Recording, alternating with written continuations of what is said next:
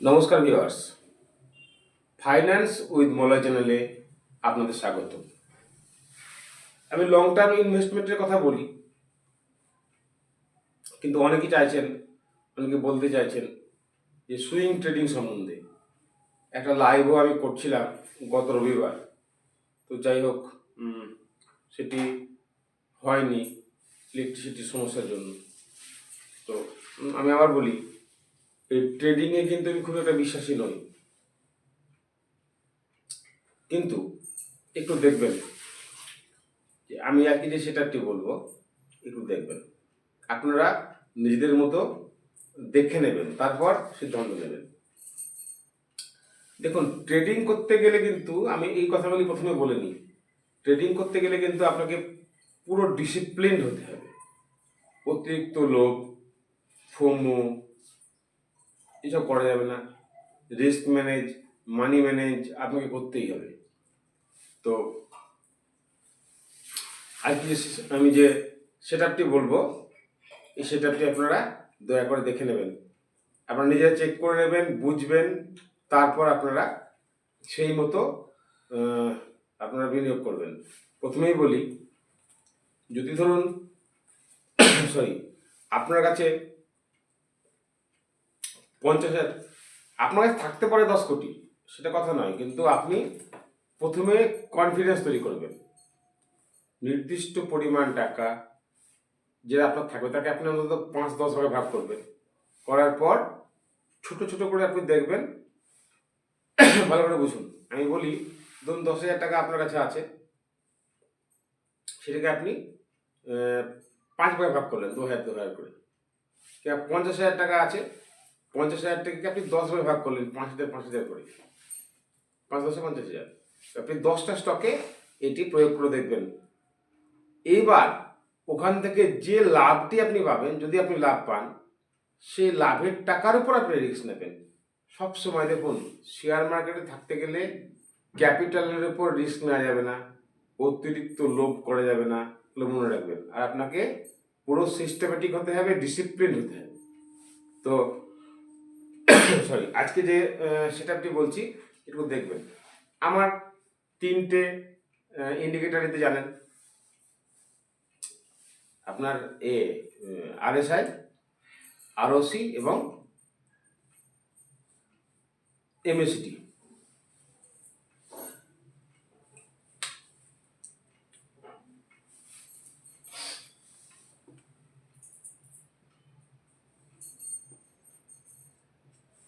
বড় করে লিখি,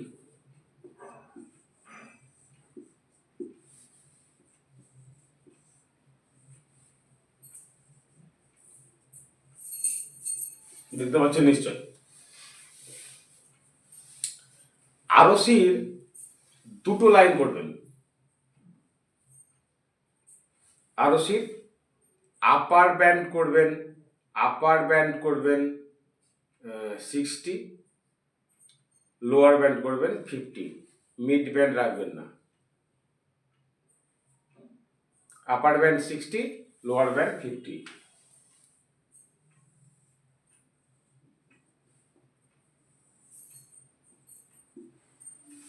কোনো সমস্যা নেই, আপনি ওই লোয়ার মিড ব্যান্ড 50 আছে, তো আপনি লোয়ার ব্যান্ডটাকে 50 করে দেবেন, দেখবেন লোয়ার ব্যান্ড আর আপার ব্যান্ড 50-60 হয়ে যাবে। ROC কে রাখবেন 12, প্রাইস 12, এটা জিরো লাইন। MACD তে কোনো রকম সেটিং করবেন না, MACD যেমন আছে তেমনি থাকবে। MACD যেমন আছে তেমনি থাকবে। বেশ, শর্তটা শুনুন। শর্ত হচ্ছে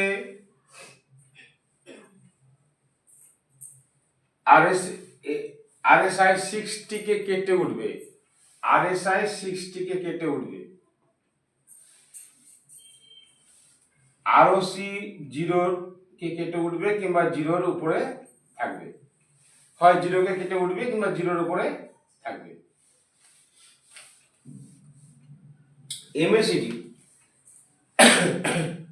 MACD যে হিস্টোগ্রাম, এই যে আপনারা হিস্টোগ্রাম দেখতে পান, হয়তো উপরে নিচে এমএসিটি ক্রস ওভার দিয়ে অন্তত ব্লু লাইনটি জিরো লাইনের উপরে যাবে। এই ব্লু লাইনটিকে অন্তত জিরো লাইনের উপরে যেতে হবে। ভালো করে শুনবেন, প্রথম থেকে কি বললাম শুনুন। RSI 60 উপরে যাবে, ROC 12 জিরোর উপরে থাকবে, বাকিটা উঠবে। এমএসিডির হিস্টোগ্রাম অন্তত ব্লু লাইনটি জিরো লাইনের উপরে থাকবে।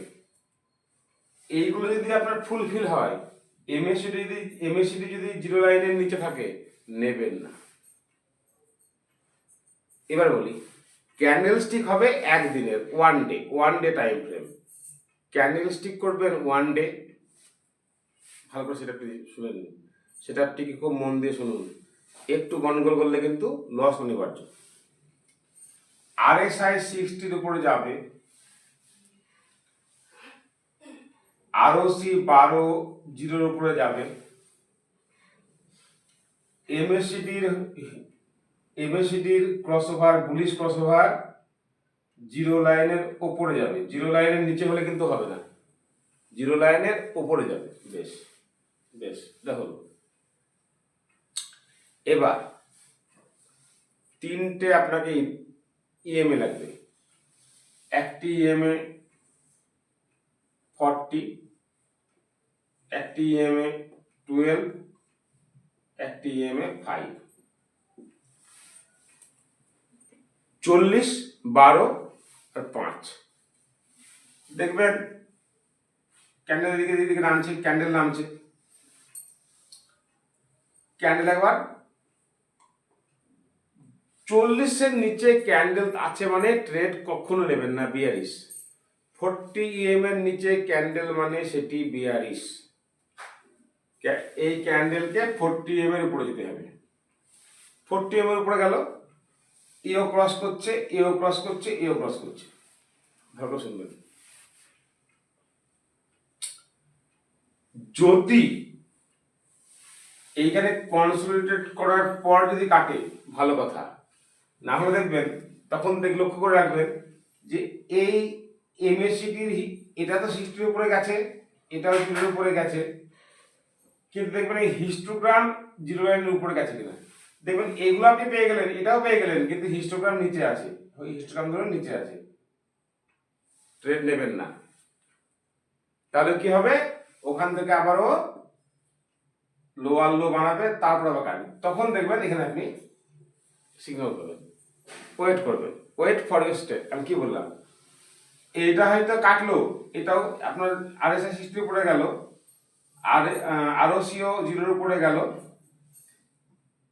ক্যান্ডেলও গ্রিন ক্যান্ডেলও সুন্দর, গ্রিন ক্যান্ডেলও কিন্তু আপনার 40-এর উপরে, 12-এর উপরে, 5-এর উপরে গেছে। কিন্তু দেখবেন এমএসিডি কিন্তু ক্রসওভার দিলেও জিরোর নিচে আছে। তার মানে কি, তার মানে একটু উপরে গিয়ে ও আবার নিচে নামবে, নিচে নেমে আবার ক্রস করবে, হায়ার হাই বানাবে। তখন দেখবেন কি হবে, RSI কিন্তু এই 50-এর কাছে এসে এখান থেকে ব্যাক করবে, এবং এটাও দেখবেন ব্যাক করবে। এমএসিডিও দেখবেন এখানে, এমএসিডি এখান থেকে এখান থেকে এমএসিডি ব্যাক করবে। Perfect setup. এই সেটআপের ট্রেড নিয়ে দেখুন, ছোট ছোট করে ট্রেড নিয়ে দেখুন, আগে কনফিডেন্স বিল্ড করুন। হ্যাঁ, কখন প্রফিট বুক করবেন, এইটা একটি কথা। কখন প্রফিট বুক করবেন শুনুন, লোভ করবেন না। এমন হবে যে আপনাকে কত গুণ রিটার্ন দেবে তার কল্পনা নাই, কল্পনা করতে পারেন না, কিন্তু লোভ করবেন না। ধরুন আপনি এখানে ট্রেড নিয়েছেন 100 টাকায়, আপনার স্টপ লস 90 টাকা। এই সুইং এর নিচে স্টপ লস লাগাবেন, তাহলে আপনার স্টপ লস 10 টাকা। এই যখনই 110 যাবে, শুনবেন, 100 টাকায় ট্রেড নিয়েছেন, 90 টাকা আপনার স্টপ লস। যখনই 110 যাবে, আপনি 50% বুক করুন, আর যাই হোক আর তাই হোক আপনার লসটি হবে না। বুঝতে পারলাম। 1:1, না সরি সরি সরি সরি ভুল বললাম, এটা 110 নয়। আপনার দেখবেন এটাতে আপনার বাধ্যতামূলক 1:2 দেবে। মানে আপনার যদি 90 টাকা স্টপ লস হয়, 100 টাকা যদি আপনার বাই হয় 10 টাকা, তো তাহলে আপনার এটা 120 যাবে। 120 যাবেই যাবে 90% ক্ষেত্রে যায়, দেখবেন আপনি 120 যেই যাবে আপনি 50% বা 60%, 50 to 60% আপনি বুক করুন, লসের কোনো গল্প আপনার থাকবে না। বাকি যে কোয়ান্টিটি থাকবে সেই কোয়ান্টিটি আপনি ট্রেল করুন, চলতে থাক, কদিন চলবে, কারণ আপনারা লস করার কিছু নেই। প্রয়োজন হলে আপনি গোটাটাও বুক করতে পারেন 1:2-তে, আবার আপনি মনে করলে 80% বুক করে বা 70% বুক করে বাইং প্রাইসে আপনি এই সেল তো ডেলি ক্যান্ডেলে হয় না, আপনাকে ডেলি ভাবতে হবে। তো এবার ট্রেল করবেন কিভাবে, এটাকে পজিশনাল করা যায় কিনা, লং টার্মে এটিকে ব্যবহার করা যায় কিনা, এই সমস্তগুলি নিয়ে আমি একদিন লাইভ করব। আশা করি বোঝাতে পেরেছি। যদি বুঝতে না পারেন আবার আপনারা ভিডিওটিকে করে দেখবেন, রিপিট করে দেখবেন। যদি বুঝতে না পারেন পরের দিন যখন লাইভে আসবো আমাকে প্রশ্ন করবেন, আমি চেষ্টা করব আপনাদের উত্তর দেওয়ার জন্য। যদি আমার এই ভিডিওটি আপনাদের ভালো লেগে থাকে দয়া করে লাইক করবেন, শেয়ার করবেন, সাবস্ক্রাইব করবেন। নমস্কার।